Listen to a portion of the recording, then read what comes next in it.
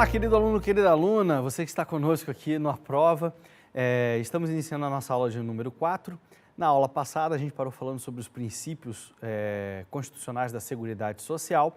O último princípio que nós abordamos foi o princípio da seletividade e distributividade dos benefícios e serviços da Seguridade Social, nosso querido princípio Robin Hood. E nessa aula iniciaremos falando sobre a irredutibilidade do valor dos benefícios. Esse é mais um princípio que está lá na sequência do parágrafo único do artigo 194 e ele um pouco mais complicado, não vou dizer complicado, ele é um pouco mais profundo do que parece. Você vai pensar assim, a irredutibilidade do valor do benefício é moleza, significa que se eu ganho R$100 hoje eu não posso ganhar 99 amanhã. Não está de todo errado, mas o conceito é um pouquinho mais profundo do que isso. Vem comigo, vamos dar uma olhada lá nos nossos slides. Eu já vou sacanear você e vou apagar aqui, tá certo? E vamos falar sobre a irredutibilidade do valor dos benefícios. O que pega aqui nesse princípio, meus queridos, é a palavra valor. Não entenda apenas o valor nominal. Tá certo? Porque um benefício, ele também tem valor real.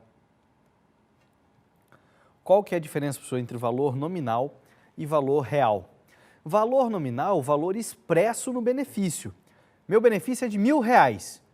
Isso é o valor nominal do benefício. O valor real é o poder aquisitivo, o poder econômico por trás desses R$1.000. Tá certo?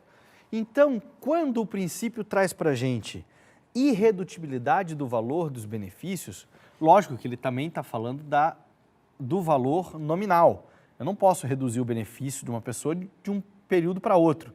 Eu não posso pagar R$1.000 no mês e 900 no outro. Não existe isso, tá? Mas ele também quer trazer para a gente... Opa, volta.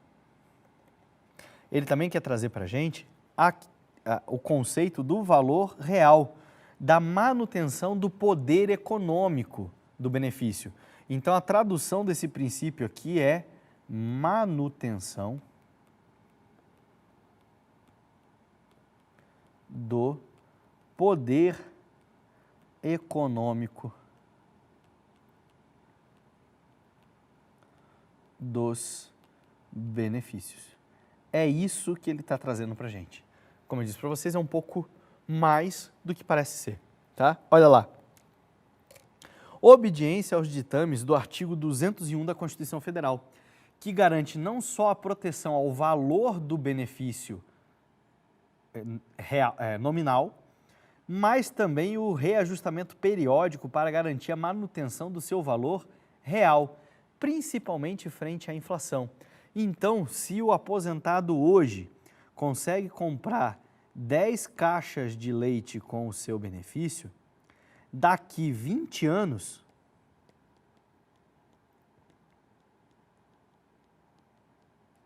o benefício tem que garantir 10, o mesmo benefício, né? Tem que continuar garantindo 10 caixas de leite. Essa é a ideia. É o valor real. É o poder aquisitivo, o poder econômico do benefício que deve ser preservado. Por isso que o benefício é reajustado periodicamente. Esse reajuste atualmente é anual e ocorre em todo mês, tem ocorrido nos últimos anos, nos meses de janeiro do ano. Esse janeiro de 2014 agora trouxe um aumento aos benefícios em manutenção de 5,56%. No ano anterior foi 6,20% e assim sucessivamente. E quando você calcula o benefício, o valor dos salários de contribuição que são utilizados, eles são reajustados mensalmente. por variação de índice que mede a inflação. Atualmente o índice é o INPC. Isso tudo a gente vai ver depois com mais calma. Só estou passando os conceitos para vocês entenderem. Como um princípio que parece que tem um nome simples, ele é muito mais profundo e traz um monte de outras consequências, outros desdobramentos. Então não se esqueçam, irredutibilidade do valor do benefício tem muito mais a ver com a manutenção do seu valor real, a manutenção do poder econômico do benefício, tá certo? Seguindo, equidade na forma de participação no custeio. Ah, já sei, professor, se todo mundo paga, eu também pago, e eu pago o que todo mundo paga. Não é bem assim. Equidade não é igualdade. Equidade é equivalência. Vai trazer para a gente uma ideia de proporção, proporcional.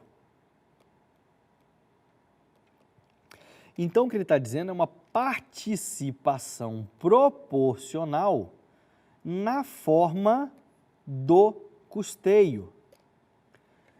O que ele está dizendo para a gente? A gente vai ter que viajar lá no direito tributário para encontrar uma expressão típica do direito tributário chamada capacidade contributiva do segurado. Como que funciona o imposto de renda? Todo mundo no Brasil paga imposto de renda? Lógico que eu não estou me referindo àqueles que sonegam. Mas pela lei, todo mundo tem que pagar imposto de renda? Não, porque você tem uma galera que é isenta de imposto de renda. E por que o cara é isento de imposto de renda? Ah, porque o governo quer. Não, porque o governo considera que a renda dele é tão baixa que ele não possui capacidade contributiva. O governo está dizendo assim, cara, você ganha tão pouco que se eu tirar de você algo do pouco que você ganha, vai ser muita sacanagem minha. Então você não precisa pagar imposto. Em compensação, o governo olha para aqueles caras que ganham rios de dinheiro, tipo o professor Beck, o professor França, que dá aula em tudo quanto é concurso público aí, porque né, português e informática todo concurso pede, né? Aí o governo olha para esses caras que ganham rios de dinheiro e fala assim para eles, ó, 27,5% de tudo que você ganha é meu. E aí o leão vai lá e morde 27,5% da renda do professor. Eu, graças a Deus, eu sou uma pessoa muito humilde, eu ainda estou lá na faixa dos 7,5%. Tá? Não perco tanto do meu benefício, eu pago bem pouquinho. Agora, o professor Beck, o professor França, esses caras que são milionários, assim, ganham rios, o professor Mion, dá aula de direito do trabalho, meu Deus do céu. Esses caras trabalham direto, dão um monte de aula para tudo quanto é cursinho que aparece, porque a matéria deles cai de monte. Aí sim, o leão vai lá e morde eles valendo. Aí você vai dizer, pô, mas tem gente que paga nada, 0%, tem gente que paga 27,5%. Por quê? Por causa da capacidade contributiva. O que é esse conceito da capacidade contributiva? Ora, no caso que eu estou dando de exemplo para vocês aqui do imposto de renda, se o governo está dizendo para uns assim, olha, o que você ganha é tão pouco que eu não vou te tirar nada, eu estou te isentando, porque se eu te tirasse alguma coisa é sacanagem, em contrapartida ele está dizendo para o outro assim, cara, você ganha tanto que você pode me dar praticamente 1/3 do que você ganha que não vai te fazer falta. Então dá para mim, para compensar com aquele que não paga nada. Entendeu? Então a equidade na forma de participação do custeio da Previdência Social é parecido com isso. Uns vão pagar mais, quem pode mais, paga mais, e paga menos, quem pode menos. Simples desse jeito.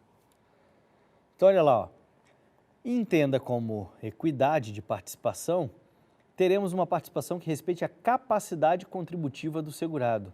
Por exemplo, Lá no artigo 198 do decreto 3.048 de 99, ou no artigo 20 da lei 8212 de 91, você tem que há uma contribuição escalonada dos segurados empregado, empregado doméstico e trabalhador avulso, de acordo com sua faixa salarial, determinada anualmente por portarias interministeriais, que vai variar de 8% a 11%, 8%, 9% ou 11%, dependendo de quanto é o meu salário.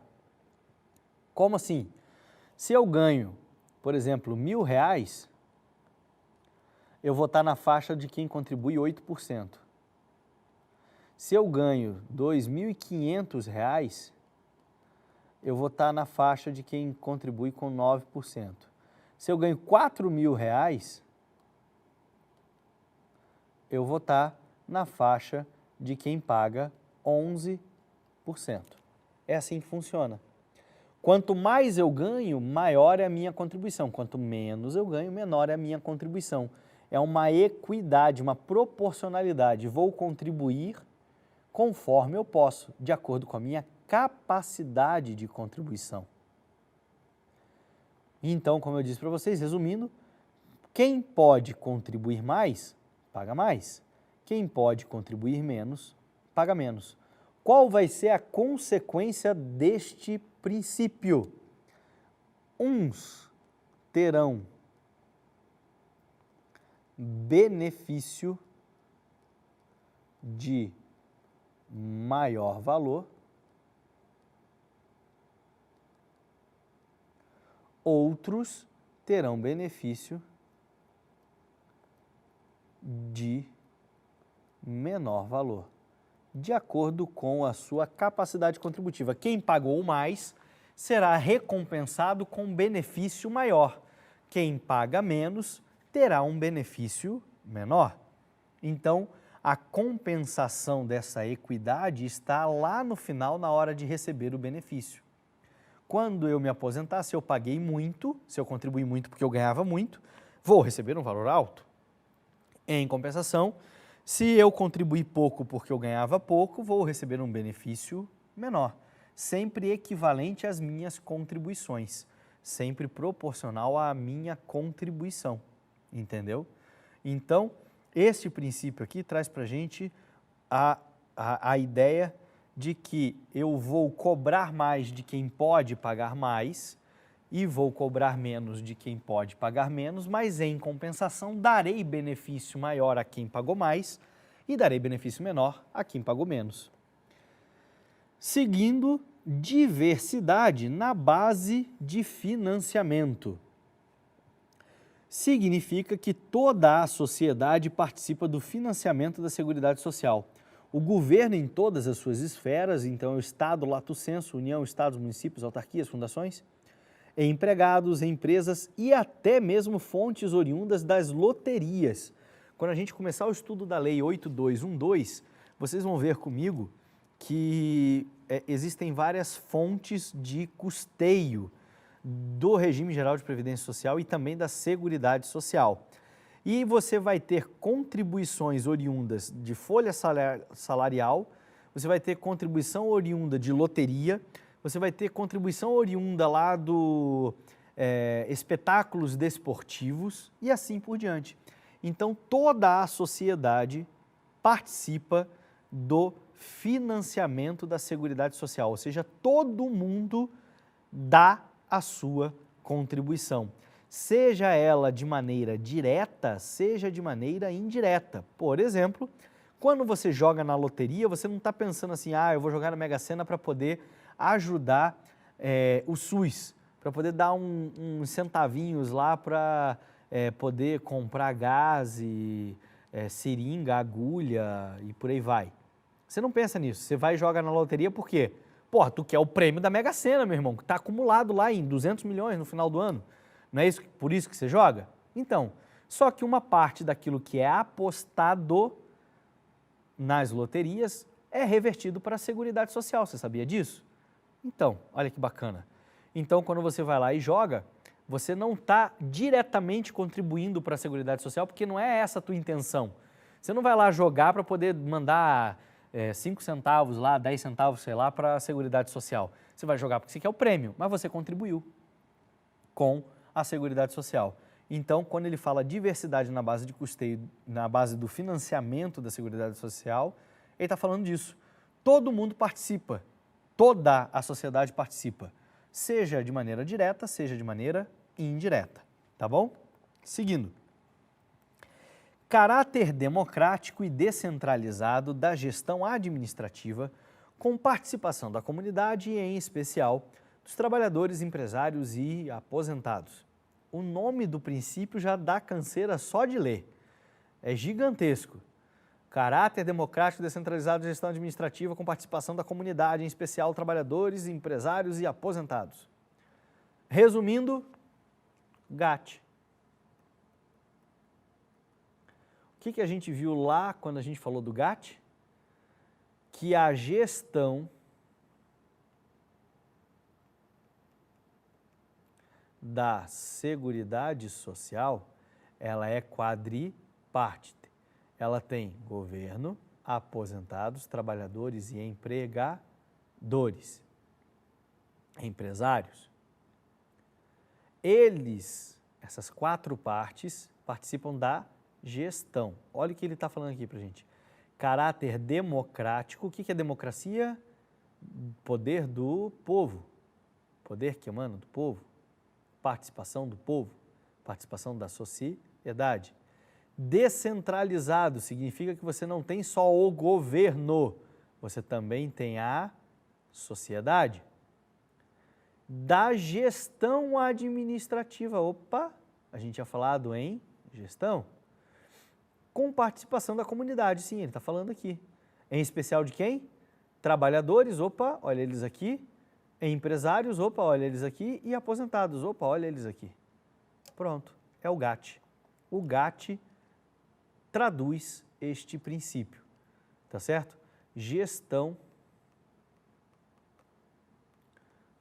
quadripartite da Seguridade Social. Então tá lá, ó.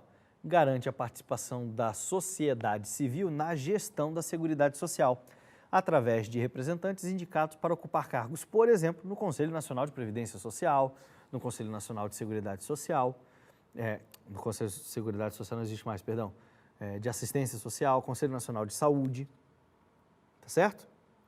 Então, você tem a participação da sociedade na gestão da Seguridade Social. E aí a gente vai entrar no estudo dos princípios constitucionais específicos da Previdência Social. Por que eu digo específicos? Primeiro, eles são voltados apenas para a Seguridade Social. Segundo, não estão lá no artigo 194, porque o artigo 194, o último inciso dele, tomado como princípio, é esse aqui do GAT, do princípio do caráter democrático e descentralizado da gestão, tá certo? Então, estes princípios, eles estão implícitos, eles estão escondidos em outros artigos ali na sequência do artigo 194, tá? E eles são voltados só para a Previdência Social. Então, vamos lá. O primeiro princípio que aparece para a gente é o princípio da solidariedade. O que é esse princípio da solidariedade?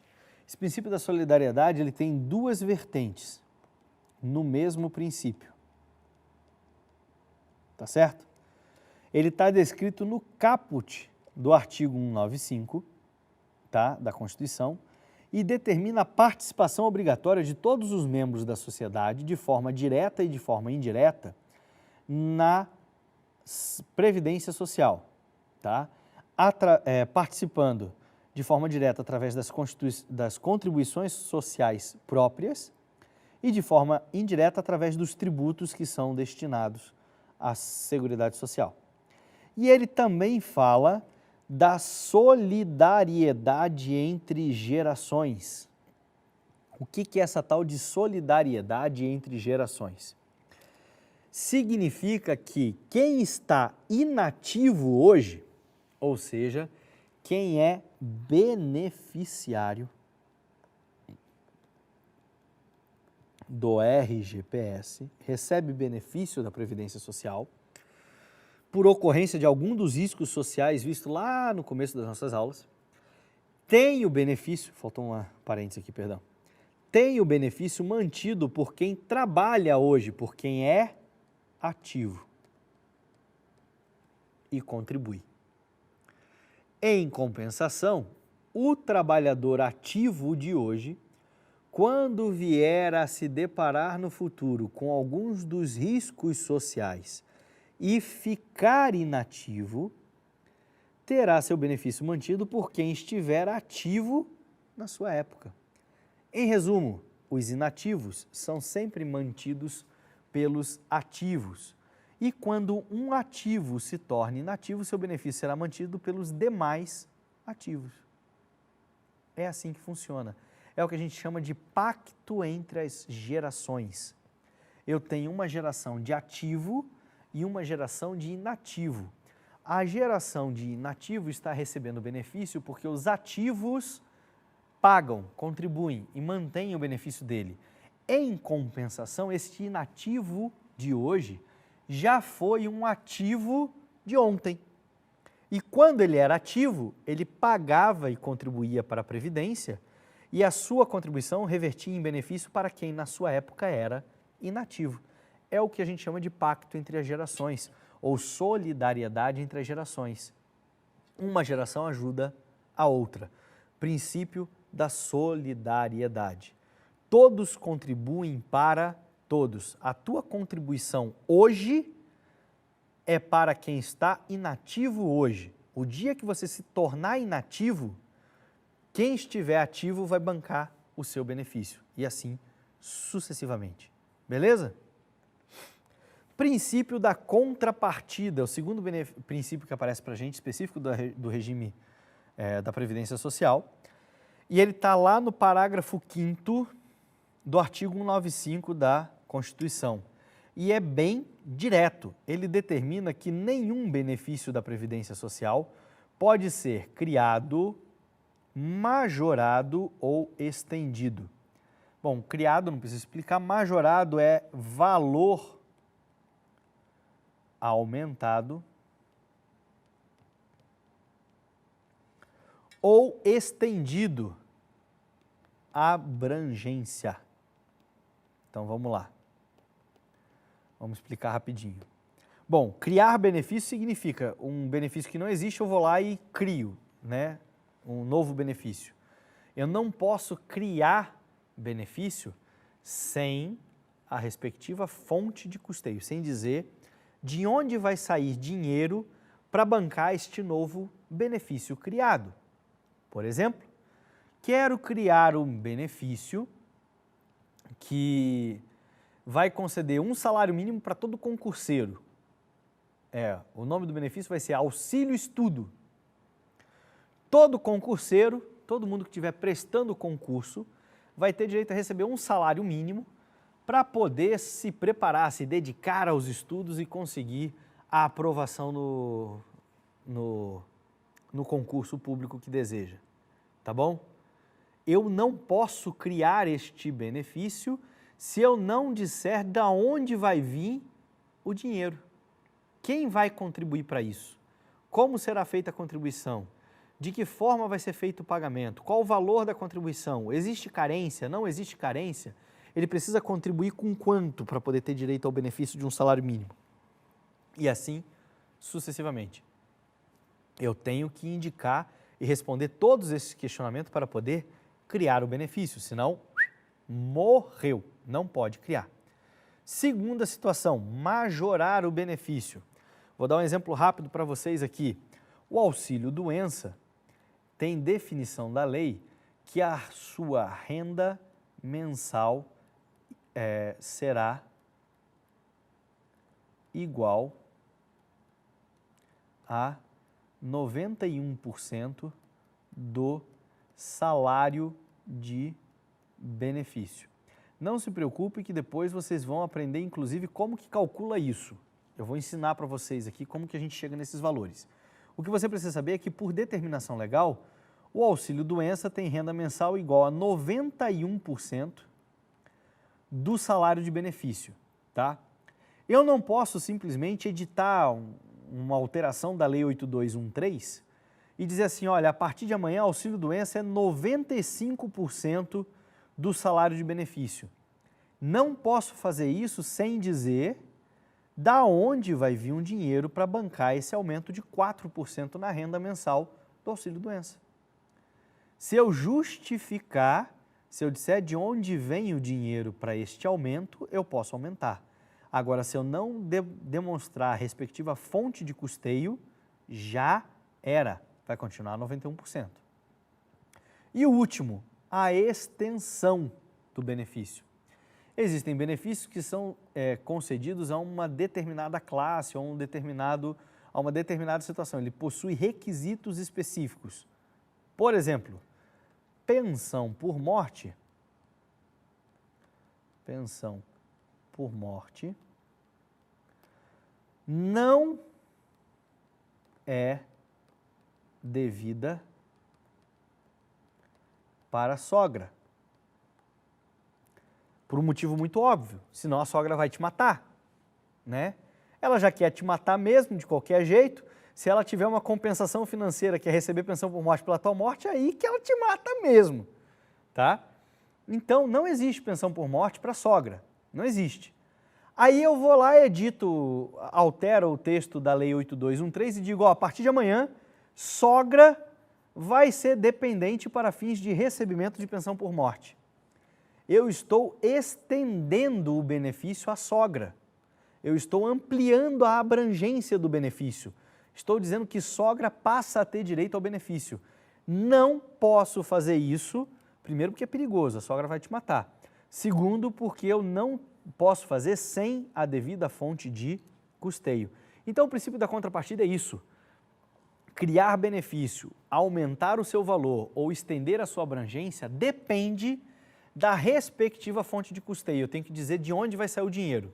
Se eu não fizer isso, não posso criar, não posso majorar e não posso estender o benefício. Tá certo? Seguindo.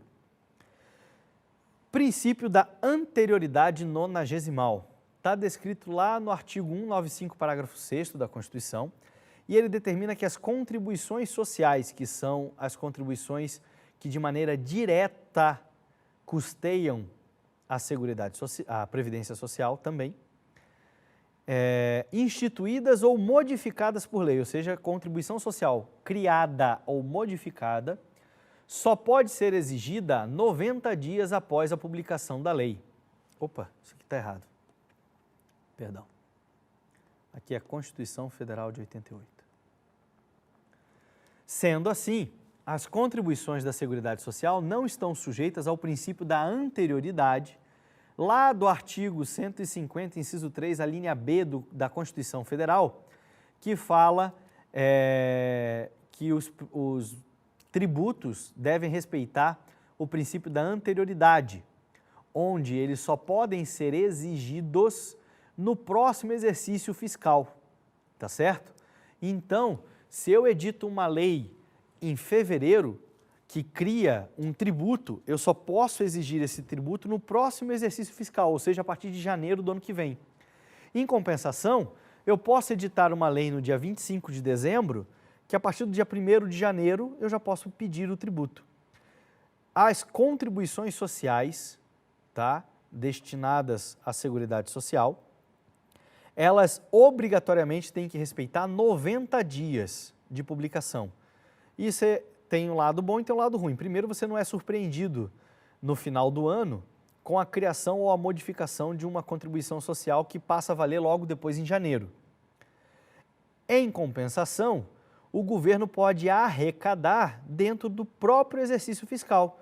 Se o governo edita uma lei lá modificando uma contribuição social em março, 90 dias depois, abril, maio, junho, a partir de julho, o governo já pode exigir o pagamento dessa contribuição social modificada. Entenderam? Sempre, para as contribuições sociais, você tem que obedecer os 90 dias de publicação da lei para exigir esse novo benefício, modificado ou criado, tá certo? Não se esqueçam disso. E aí, a partir da próxima aula, falaremos das coberturas obrigatórias da Previdência Social, tá certo? Meus queridos, não deixem de exercitar a matéria, não deixem de pesquisar as questões relacionadas a esses assuntos que a gente está vendo, para você exercitar, quanto mais exercitar melhor. Não se esqueçam da nossa parceriazinha bacana, vocês em casa leem a lei, eu aqui vou traduzindo para vocês, só sua tecla SAP, trago para vocês os conceitos aí de uma maneira um pouco mais leve. E sempre busquem o estudo focado na banca examinadora. Eu sei que, por enquanto, a gente ainda não tem banca examinadora, mas assim que for publicado o edital e a gente tiver a banca examinadora, corra atrás de questões e provas anteriores desta banca examinadora com a nossa matéria, para você se familiarizar com o estudo e com a linguagem dessa banca examinadora. Beleza? Meus queridos, um forte abraço, bons estudos, eu encontro vocês na nossa próxima aula. Valeu, até lá, tchau, tchau!